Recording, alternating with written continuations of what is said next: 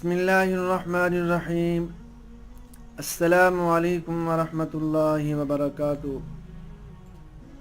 میرے دوستو، میری آج کی اس ویڈیو کا عنوان ہے کہ شوہر کا حق ادا ہو ہی نہیں سکتا۔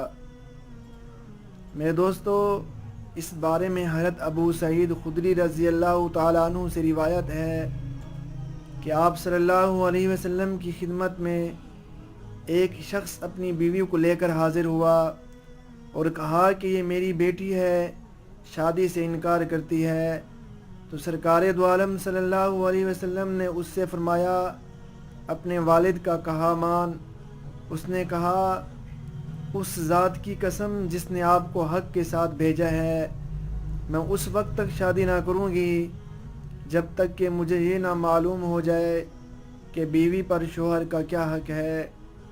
تو سرکار دو عالم صلی اللہ علیہ وسلم نے فرمایا، شوہر کا بیوی پر یہ حق ہے کہ اسے کوئی زخم ہو اور وہ اسے چاٹ لے، یا اس کی ناک سے پیپ یا خون بہے اور وہ اسے پی جائے، تب بھی اس نے اس کا حق ادا نہ کیا۔ یہ مبالغہ ہے غایت خدمت اور محبت سے۔ حقیقتاً پینا مراد نہیں کہ یہ ناپاک ہے۔ اس نے کہا، قسم اس کی جس نے آپ کو حق کے ساتھ بھیجا ہے، میں شادی نہ کروں گی کہ مجھ سے حق ادا نہ ہو سکے گا۔